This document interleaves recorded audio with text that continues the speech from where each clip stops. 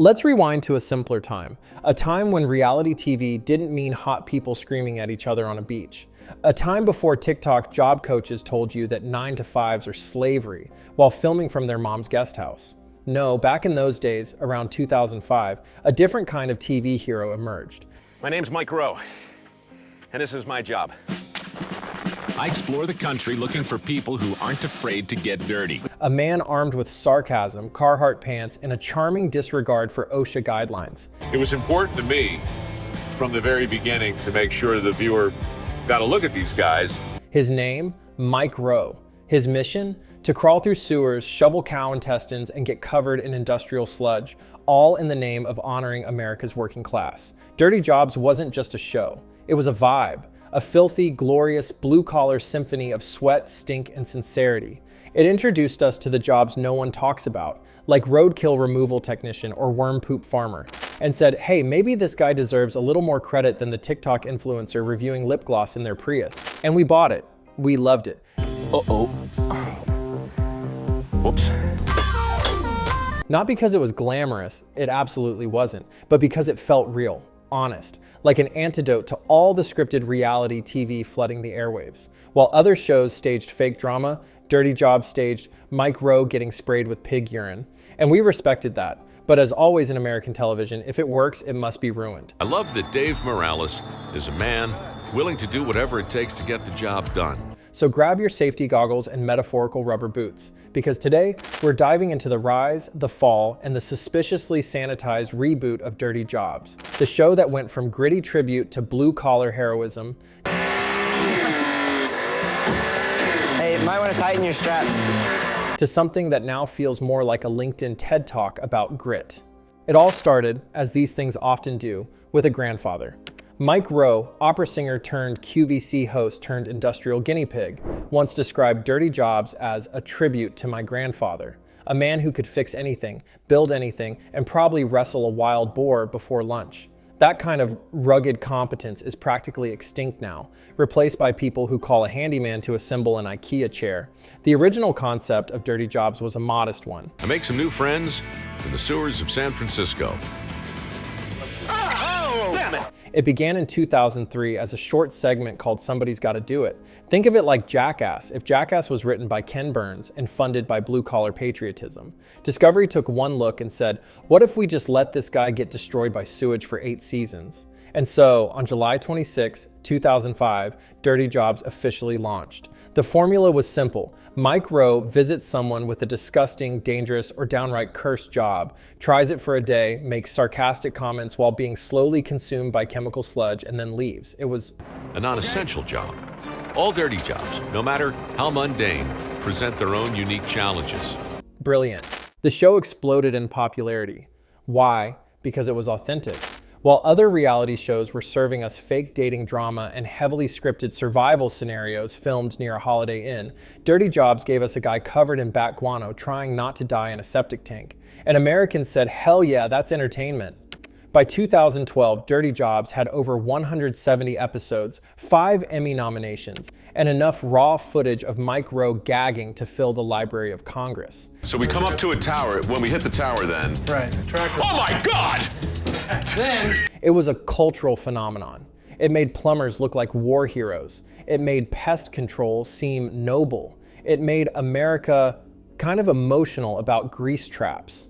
And Mike Rowe, he became a kind of folk hero. The last place you want to be in the middle of a storm on the high plains is a steel tower 300 feet in the air. Not quite a celebrity, not quite a prophet, more like the patron saint of elbow grease. He started a foundation, gave TED Talks, did Fox News interviews about work ethic, and slowly evolved into a kind of denim-clad philosopher king of the trades. Dirty Jobs wasn't just a show, it was a movement, a working man's mythology. A blue-collar Lord of the Rings if Frodo had to unclog industrial meat grinders instead of destroy a ring. How you doing, Doug? Great. A little annoyed, but Dude, I don't blame you. You're the only one here with any sense. But here's the thing about mythologies. They only work as long as you believe in them. And cracks were starting to show.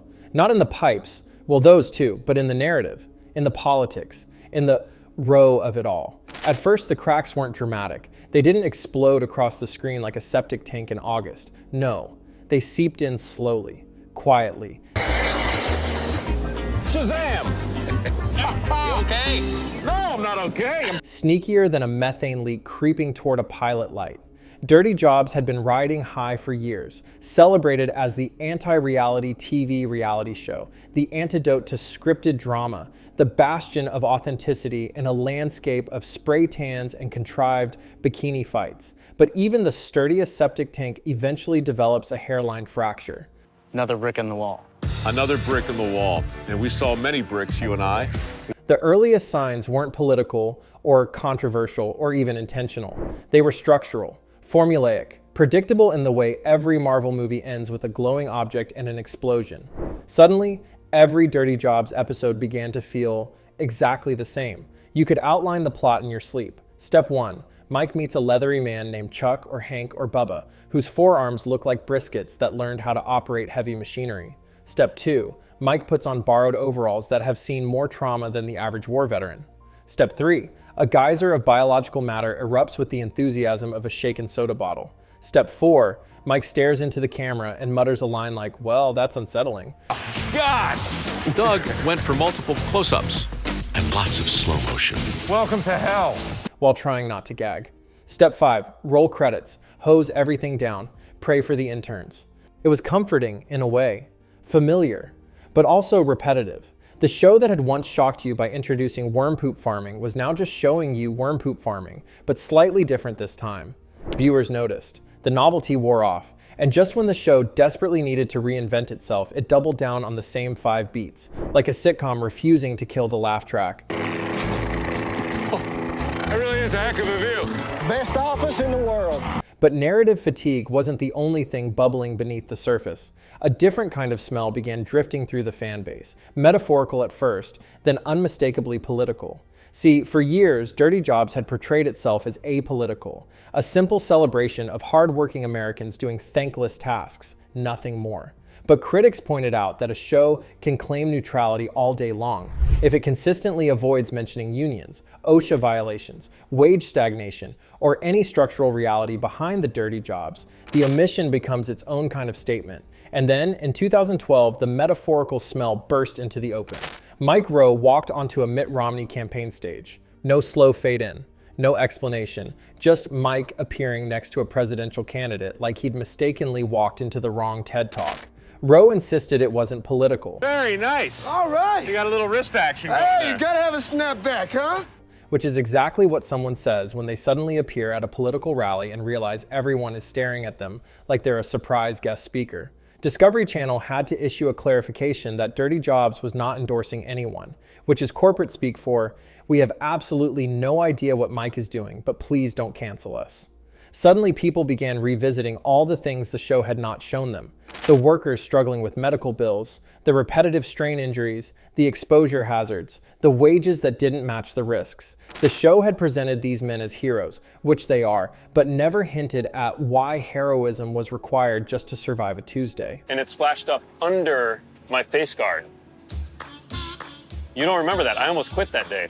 And then came the billionaire plot twist. Reports surfaced that the Mike Rowe Works Foundation was receiving funding from the Charles Koch Institute. Yes, that Koch, the one whose hobby is deregulation. Rowe insisted the funding didn't influence his message, but critics raised eyebrows so sharply they achieved liftoff. It wasn't that Rowe was suddenly a villain in a hard hat, it was that the story of blue-collar dignity had started to sound suspiciously like a libertarian bedtime story. Dirty Jobs had gone from a gritty tribute to America's workers, to a philosophical monologue about work ethic, to something that vaguely resembled a motivational poster in a factory break room. But we still hadn't hit the collapse. The collapse didn't arrive until the Reboot era. In 2020, Discovery resurrected the franchise with Road Trip, a nostalgic mini-series that felt far more podcast with scenic B-roll than Mike Rowe nearly dying in a vat of industrial lard. It was friendly, warm, extremely safe. Remember sleeping in bunk beds, camping on glaciers. It's less than 0 degrees in this tent. A little too safe, like a dog that used to bite strangers but now just licks the air and falls asleep on the couch. Then came the full reboot, seasons 9 and 10, released between 2021 and 2022. On paper, it was everything fans had asked for. In practice, something was missing. The spark, the chaos, The sense that at any moment Mike might fall through a floor, inhale poisonous gas, or get body slammed by an angry ostrich. Everything felt polished, sterilized, edited to within an inch of its life. Viewers noticed, Reddit noticed, TikTok definitely noticed. Even memes began roasting the show. Left, Mike Rowe in 2005, covered in cow guts. Right, Mike Rowe in 2022 wearing a crisp polo shirt and explaining workforce development. Caption, he went from dirty jobs to dirty thoughts about tax cuts. Piece of equipment. Tighten her up pretty good there. You think they'll try and get out? But the most poetic twist was yet to come.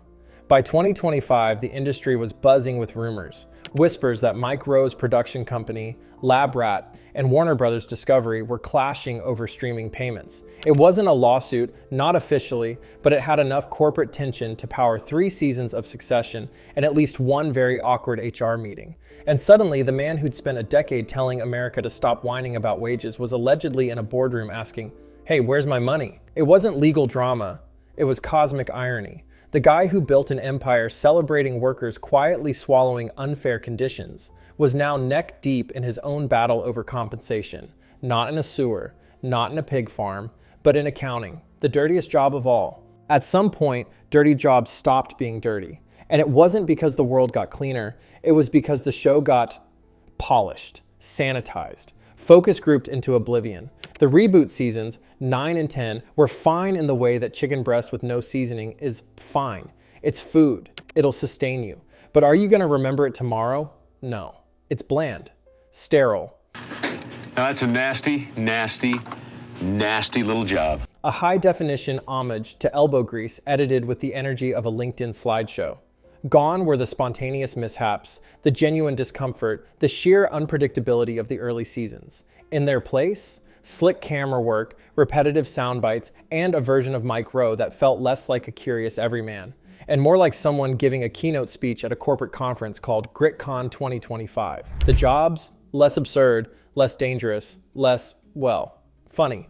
There was an episode about recycling, another about bridge maintenance. That's not a dirty job, that's a PowerPoint at City Hall. You can practically hear the pitch meeting. Let's make dirty jobs more educational. Let's focus on inspiring stories.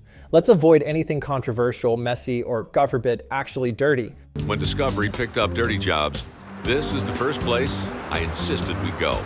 And suddenly you're watching a guy explain how wastewater is filtered in a crisp polo shirt with calming background music. It's not dirty jobs, it's PBS for dads. Even Mike Rowe seemed different, like he was going through the motions. Less sarcasm, more sincerity, more blue-collar philosopher than guy who just inhaled raccoon feces. His monologues started sounding like TED Talks written by ChatGPT.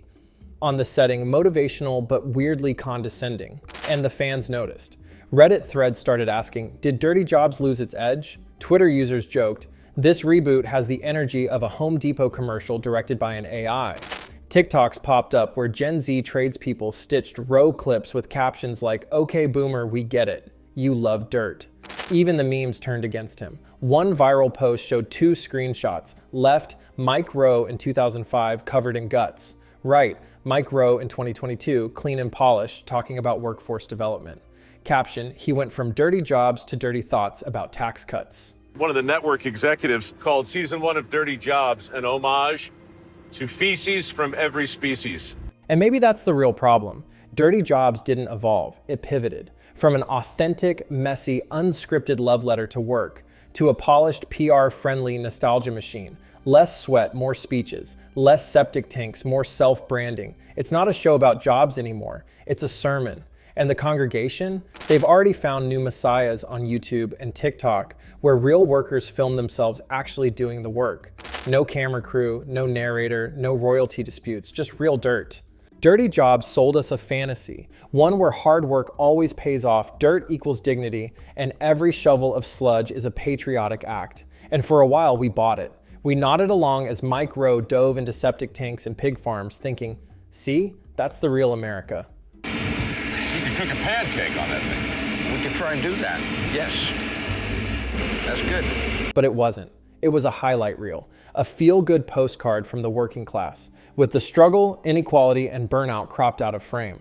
Because Dirty Jobs never asked the hard questions. Like, why do these jobs suck so much? Why do they pay so little? Why is the guy fixing your power line in a hurricane earning less than your cousin who makes Instagram ads for protein powder? Instead, it gave us bootstraps, banter, and eventually billionaires. So no, it doesn't need another reboot. What it needs is a reality check. Maybe the dirtiest job of all isn't cleaning sewers. It's pretending the system isn't broken. Anyway, like, subscribe and tell us which Discovery Channel host should have to fight Jeff Bezos in a cage match using only plumbing tools.